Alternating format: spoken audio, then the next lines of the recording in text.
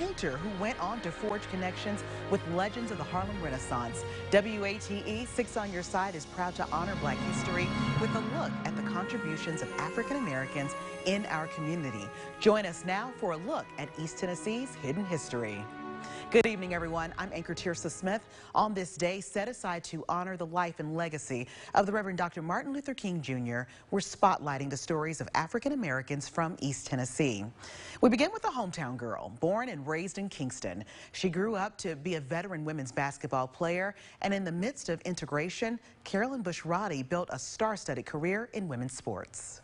I have to give my grandmother a lot of credit, too, because she was such an influence on my life.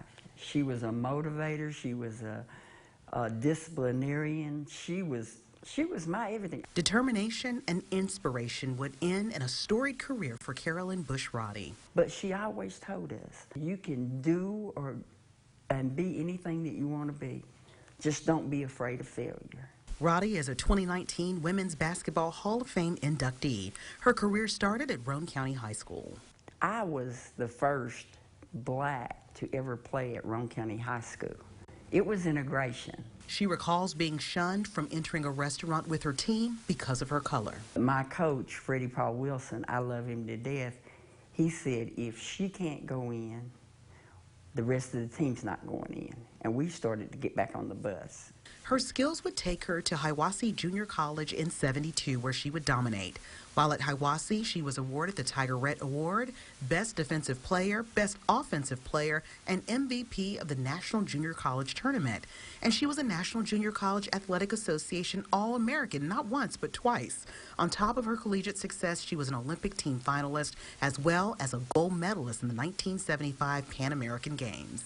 I played with Pat. I played against Pat. My first encounter with Pat was at the East and West All-Star game at Stokely. Yeah, that's the one. Legendary Lady Vols coach Pat Summitt. At first we weren't, because she didn't like me and I didn't like her. But eventually they formed a friendship. We played on the 1975 Pan American team together, the international team together. I went to her basketball camp. She allowed me to be a coach at her summer camp for 28 years. Roddy went on to play for the Dallas Diamonds in the Women's Professional Basketball League. Everything in my life has been in God's plan. After retirement in 1982, Roddy went on to coach at several schools and has been an advocate for female athletes. Now, last year, she was one of 7 women celebrated in downtown Knoxville, as their names now forever hold a place in the Women's Basketball Hall of Fame.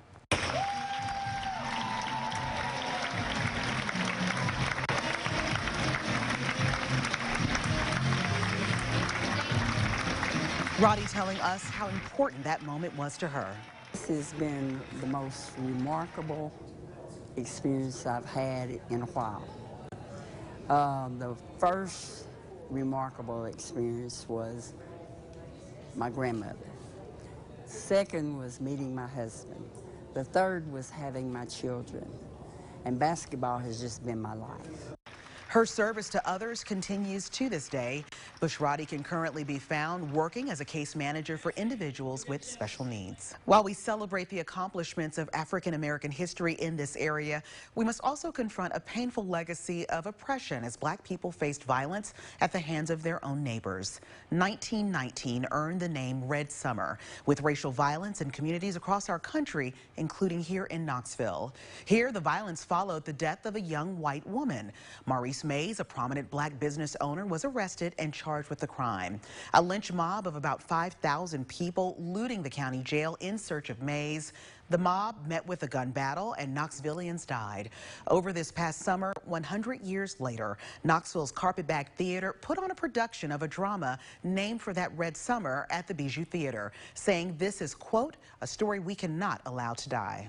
From the chaos of that moment in 1919, another moment almost 50 years later, which brought the death of a man who meant so much to the civil rights struggle, and a man we remember on this day, the Reverend Dr. Martin Luther King Jr.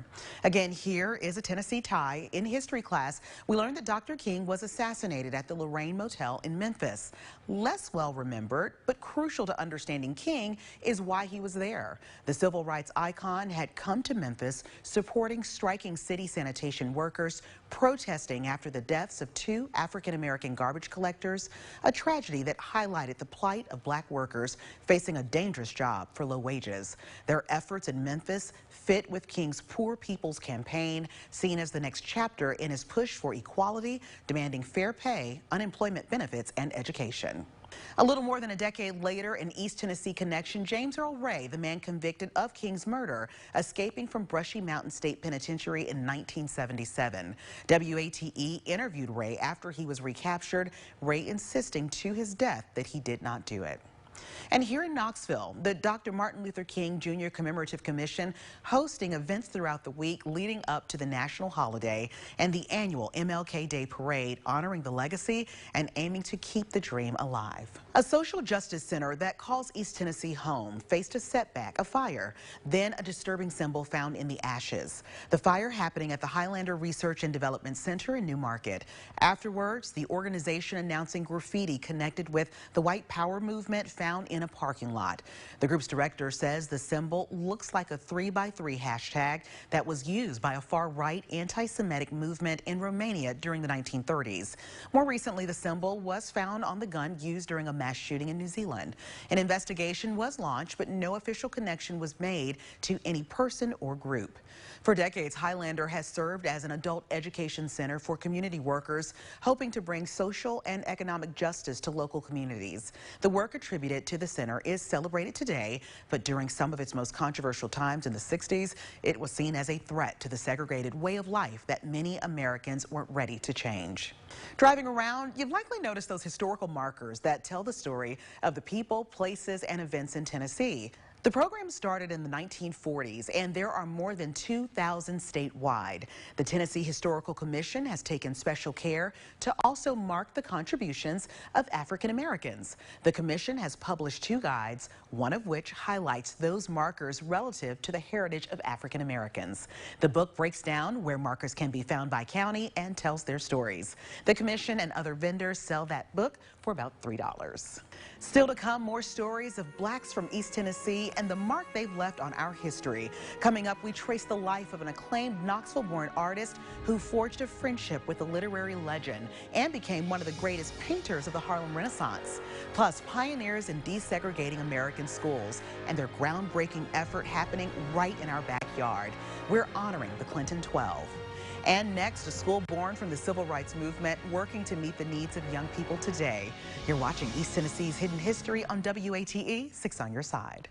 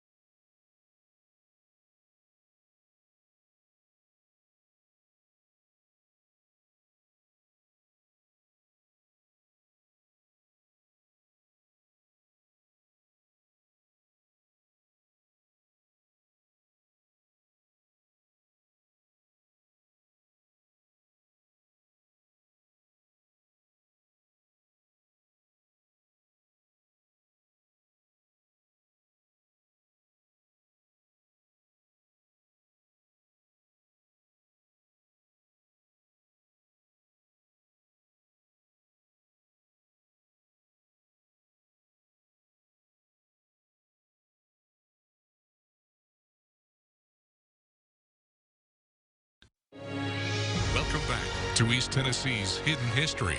A WATE 6 on your side special presentation. The Children's Defense Fund Freedom Schools program is a 6-week-long summer enrichment program focused on reading. Rooted in the Mississippi Freedom Summer Project of 1964, it is now meeting the needs of kids today. I had the chance to sit down with the director of the schools to dive into their mission. Thank you so much for joining us on Hidden History. My pleasure. Let's first start by talking about what are the Freedom Schools. This has a deep history in civil rights. It does, it does. So the Children's Defense Fund, which is run by Marian Wright Edelman, she worked with Martin Luther King during the Civil Rights Movement, on the Poor Campaign, etc. And in 1969, she actually started the Washington Research Project, which led to the Children's Defense Fund. And under that, she took the model of the Freedom Schools from the 1960s to form what we now call the Freedom Schools. In that time, what it was designed to do, you had folks going from, college students, going from the north into the south in the segregated states to help better educate the population there. Sharecroppers, people who just weren't able to go to school, etc. Blacks as well as poor whites, to better enable them to live up to their citizen responsibilities. So be able to vote and do whatever they needed to do to better their lives. Wow. So now fast forward then to 2020, and we have an East Tennessee Freedom School system here, or network here. What does that mean? Because we don't have the exact same challenges as they did in the 60s. Not the exact same challenges, and we have challenges. So we do. Yes, yes. So in East Tennessee, in Knox County and Blount County, more than 60% of our children are not reading on grade level. And the Freedom School's primary focus is literacy. So one of the things that we do is, in addition to helping children fall in love with reading, we stop what we refer to as summer learning loss. So in the summer, you can have low-income children, which is who we serve. We serve children from Title I schools, etc., who in just over the summer can lose like 2 months, 2 to 3 months of reading and learning. And that's critical. Absolutely. Yeah. And by the 5th grade, they can be behind 2.5 to 3 years. The other thing that's important that doesn't get as much focus, we focus on literacy, but during the summer, if we're serving children from Title I schools predominantly that receive free and reduced lunch, when they're not in school, they're not getting food. So we provide 2 meals and a snack each day, so that also helps impact in a positive way what the children experience during the summer. The majority of your kids are African American. What type of boost do you all give them when it comes to self-esteem and confidence? Because you need that to be successful in school. Oh, I would tell you that the overarching message of the Freedom Schools is I can make a difference. And we help the children think about and live into the notion of I can make a difference in myself, in my family, my community, the nation, and the world. And I do that with Hope, Education, and Action. And so every week, our literature is aligned with that theme. So if it's about I can make a difference in myself, maybe they're reading something about Mae Jemison or something of that nature. So in addition to the literature and the conversations that we have with them, improving their self-image and self-esteem, we also help them exercise their muscles, their civic involvement muscles and their social action muscles. Every summer, we do something around that. You all did something recently with them when it came to voting and getting out and surveying the community? Yes, yes. So in our, actually it was the summer of 2018, we had the scholars go down to Crutch Park, and they were out there with ballots from Freedom School about the priorities for children. And we had the children, not us adults, but the children were asking folks, are you registered to vote? Are you going to vote? Here are some issues that are important to us, and just investing in getting people thinking about it and excited about voting, about issues that are important to our children. We love it. Thank you so much for telling us just a snippet of all that you all do at the Freedom Schools, the East Tennessee Freedom Schools. The schools run largely on donations and volunteers. For a look at how you can help, just go to WATE.com. New Year's Day holds a special significance for African Americans.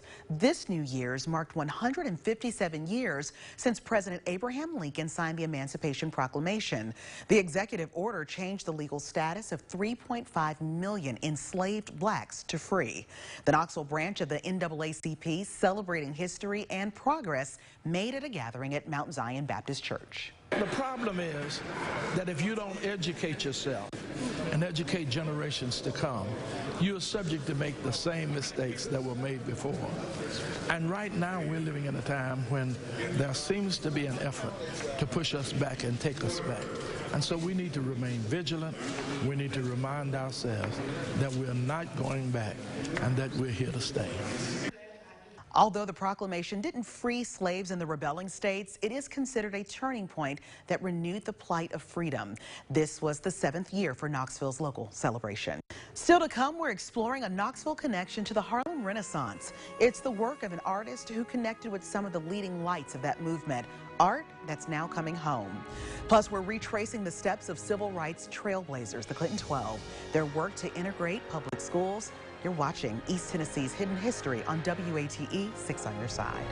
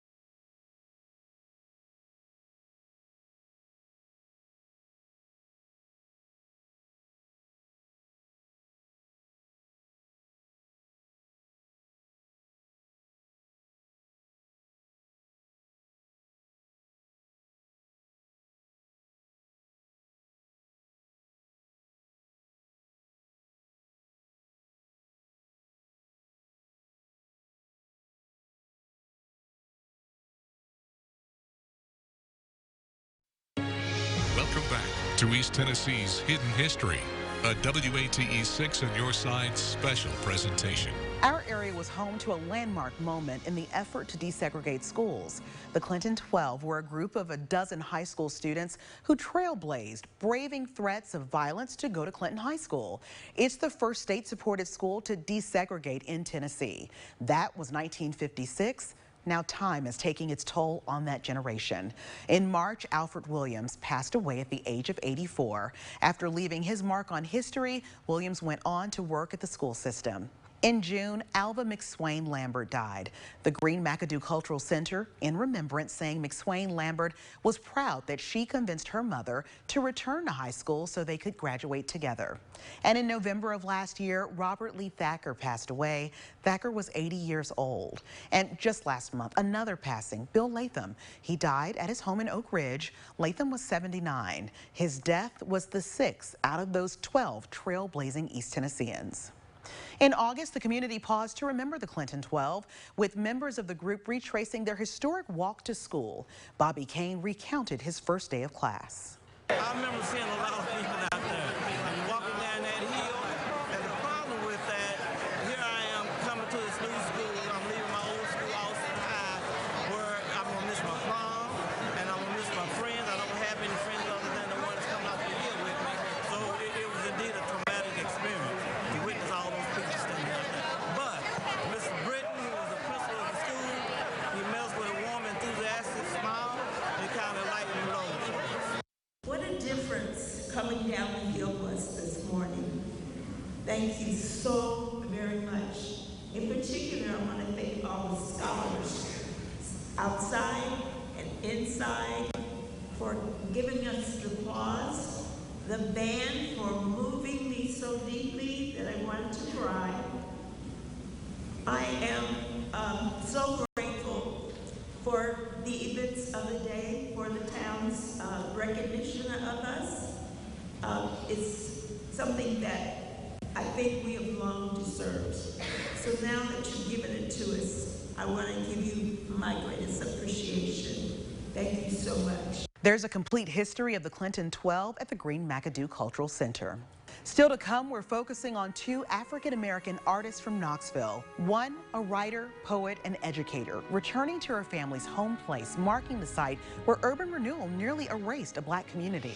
Also, we spotlight the work of a leading painter from the Harlem Renaissance, looking at never-before-seen images of his life and his connection with a literary great. That's next. You're watching East Tennessee's Hidden History from WATE 6 on your side.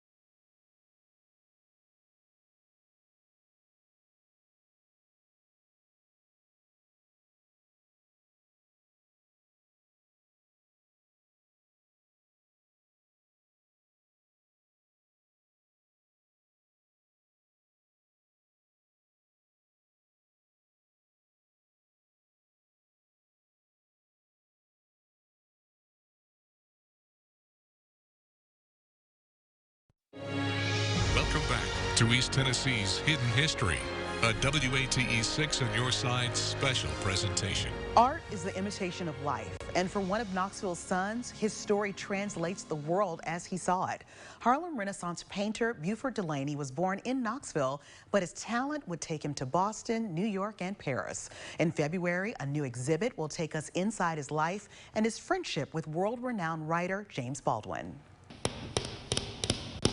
Preparations are underway to bring the art of one of the great painters of the Harlem Renaissance era back to his hometown of Knoxville. He learned his craft here in Knoxville, but then he sharpened his skills in Boston, in New York City, and eventually he settled in Paris, where he considered Paris to be his home. Born in 1901, Buford Delaney forged friendships with the great thinkers and activists of his time. This sketchbook here shows you a seated woman on a park bench.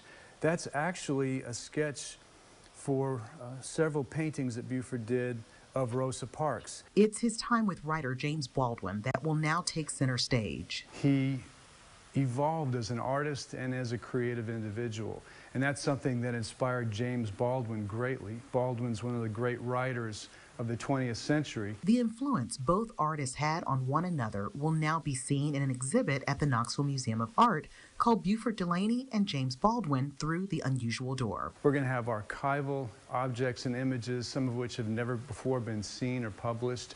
We're going to have letters between Baldwin and Delaney on view.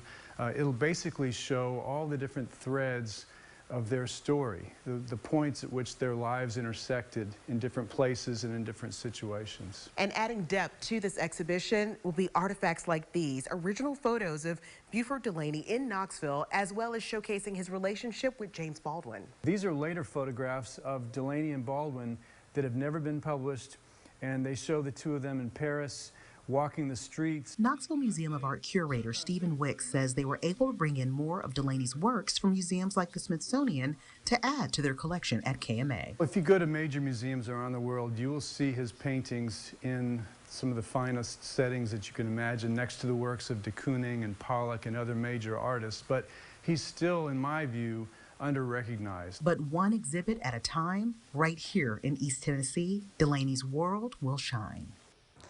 The exhibit, Buford, Delaney, and James Baldwin Through the Unusual Door, will open February 7th and run through May 10th. The National Endowment for the Arts gifted KMA a $40,000 grant for the exhibition. This exhibit is part of several events on Buford Delaney, including a presentation by the Beck Cultural Exchange Center at the Bijou Theater, February 24th. Also, Delaney's story forms a basis of the opera Shadowlight, making its world premiere in a production by the Marble City Opera at the Beck Cultural Exchange Center, February 28th and 29th. And the University of Tennessee hosting a symposium on the work of Baldwin and Delaney, and that's just to name a few. For a full look, just go to our website, WATE.com. A literary star from Knoxville coming home as the city honors her family's roots. Nikki Giovanni, a world-acclaimed author, educator, and poet, helping unveil a historic marker placed near the site that once was her grandparents' home, part of an African-American community which was largely demolished during an urban renewal project for the construction of the Civic Coliseum and more. Giovanni talks about the impact in her essay titled 400 Mulvaney Street. But when we spoke with Giovanni, she was focused further back to when Knoxville and the people here contributed to ending slavery. I'm so proud to be a Knoxvillian because we in the Appalachian Mountains, we in that Appalachian Trail, we in this area saved this country. Giovanni hopes the marker will urge people to learn more about the people who came from here.